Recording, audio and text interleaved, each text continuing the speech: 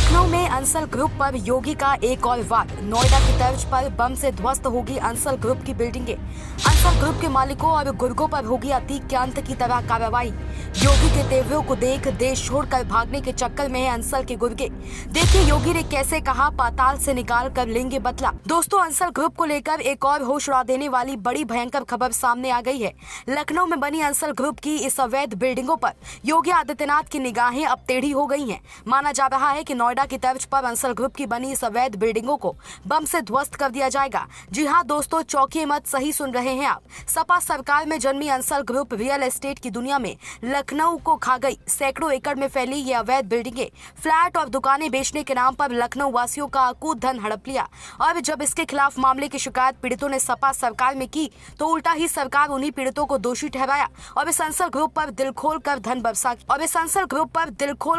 वर्षा की और सरकारी जमीनों को भी हड़पने की खुली छूट दी। सपा सरकार में जन्मी अंसल ग्रुप मामले का जब योगी आदित्यनाथ 4 मार्च को विधानसभा में भंडाफोड़ किया तो यूपी की सियासत में हड़कंप मच गया। एमओयू कोई भी कर सकता है, लेकिन उसका एमओयू जमीन पे नहीं आया, उसको सरकार ने सम्मान नहीं दिया।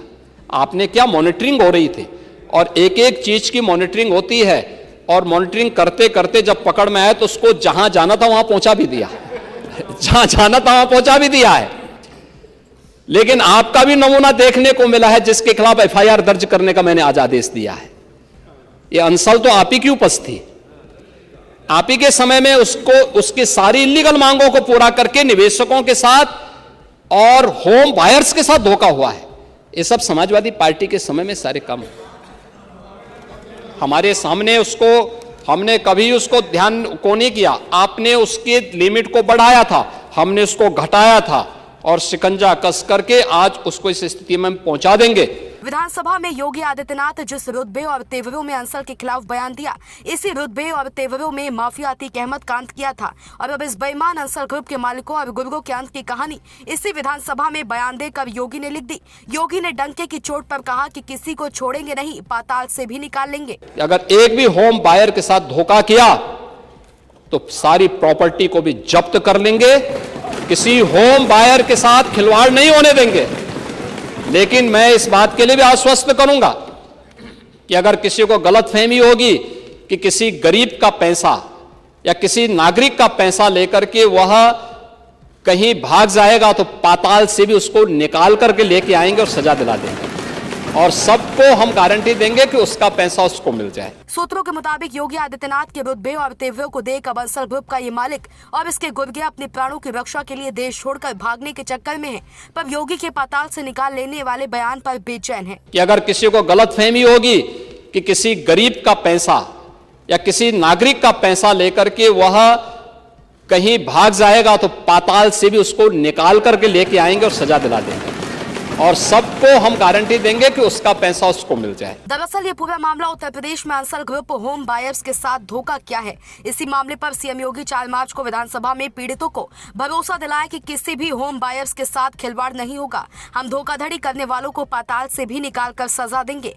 क्योंकि 3 मार्च को योगी ने हाउसिंग डिपार्टमेंट के साथ एक अहम बैठक की तो उसमें अंसल में निवेशकों के साथ हुई धोखाधड़ी मामले की एक फाइल योगी के हाथ लग गई, जिस पर योगी भड़क गए। एलटी अधिकारियों को फटकार लगाते हुए कहा, तत्काल इसके मालिकों और गुर्गों के खिलाफ एफआईआर दर्ज कराओ, जिस पर एलटीए ने अब एफआईआर दर्ज करवाकर मामले में इसके और काले कारनामे की कुंडली खंगाल रही है। बता दें, लखनऊ में अंसल ने निवेशकों से प्लॉट, फ्लैट और दुकानों के नाम पर निवेश करवाने के बाद साजिश के तहत खुद को दिवालिया घोषित होने का खेल रचा है, जिनमें हजारों निवेशकों के करोड़ों रुपए डूबने के हालात बन गए। अंसल के गुर्गों और मालिकों की इसी चालबाजी की नब्ज को योगी आदित्यनाथ अब अपने हाथों में जकड़ लिया और अधिकारियों को आदेश दिया कि प्रदेश भर में इसके खिलाफ जहां भी कोई ठोस सबूत मिले तुरंत एफआईआर दर्ज कराओ, जिससे कोर्ट में अंसल के खिलाफ मजबूत सबूत पेश हो सके। बता दें, अंसल ग्रुप के खिलाफ लखनऊ के अलावा गाजियाबाद में भी केस दर्ज किया गया है। अब आइए आपको बताते हैं कि पूरा मामला क्या है। दरअसल अंसल एपीआई दिवालिया घोषित हुआ। प्लॉट, फ्लैट, विला और प्लॉट में निवेश करता था। इसमें 3000 निवेशकों के हजारों करोड़ रुपए फंस गए। अंसल पर निवेशकों का आरोप है कि ये साजिश के तहत दिवालिया घोषित हुआ। इस पर ग्रुप पर आरोप है कि लखनऊ में 250 करोड़ की जमीन बेची और 80 करोड़ के लिए दिवालिया घोषित हो गया। दावा है कि अंसल में 7,000 निवेशकों का पैसा लगा हुआ है। बात अंसल के प्रोजेक्ट्स की करें तो लखनऊ में सुशांत गोल्फ सिटी प्रोजेक्ट है जो 6,400 एकड़ में फैला है। ये प्रोजेक्ट जेवर एयरपोर्ट से दोगुना है। सुर्खियों में अचानक अंसल ग्रुप का कैसे आया मामला काफी दिनों से चल रहा था। 3 मार्च को जब स्थानीय विधायक राजेश्वर सिंह पीड़ितों के साथ अंसल ग्रुप मामले पर एक बैठक की तो हजारों करोड़ डकार जाने की पोल खुली। मुख्यमंत्री को जब विधायक राजेश्वर सिंह ने बताया तो ये मामला और हाईलाइट हो गया, क्योंकि उसी मीटिंग के बाद मुख्यमंत्री भी अपने आवास पर एक बैठक करते हैं। जब सीएम इस पूरे प्रकरण से जुड़ी हुई एक जानकारियां लेते हैं तो उनको पता चलता है कि करीबन 5,000 के करीब ऐसे बायर्स हैं जिनका हित इससे प्रभावित हो रहा है। करोड़ों रुपए यहाँ पर इन्वेस्ट किए गए हैं, पर लोग को लगभग पिछले 10 से 15 साल से लोग परेशान हो रहे हैं। साल 2011 से लोगों ने यहाँ पर अपने पैसे इन्वेस्ट किए और लोगों को ये उम्मीद थी कि जब वो रिटायरमेंट की तरफ बढ़ेंगे तब उनके पास अपना एक आशियाना होगा। हालांकि पिछले 1.5 दशक में उनको ना तो आशियाना मिल पाया और ना उनको जमीन मिल पाई। 2005 में अंसल के इस लूटकांड प्रोजेक्ट की हुई शुरुआत। साल 2006 में समाजवादी पार्टी की सरकार में इसको परमिशन मिलती।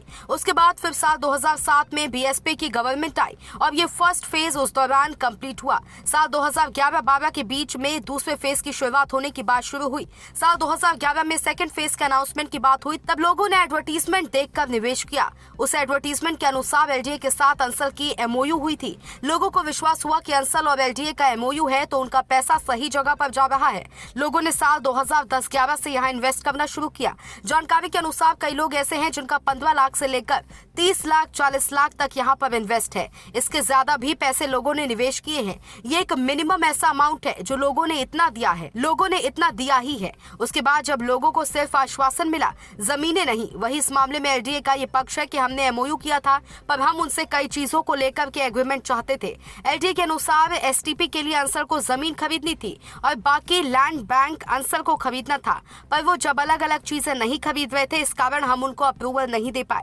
इस सब के बीच अंसल मामले पर सियासत भी शुरू हो गई है। बीजेपी ने कहा है कि बायर्स के साथ न्याय होगा। वहीं समाजवादी पार्टी ने पूछा कि बुलडोजर कार्रवाई क्यों नहीं हो रही है। कांग्रेस ने भी सरकार पर सवाल उठाए और पूछा कि पहले एक्शन क्यों नहीं लिया। Bureau report DK Tripathi, Saam TV digital. Subscribe करें साम टीवी, क्योंकि हम आ गए हैं अब आपके बीच। दिखाएंगे सत्ता के वादों और अपराधियों के एक एक कारनामे की हकीकत।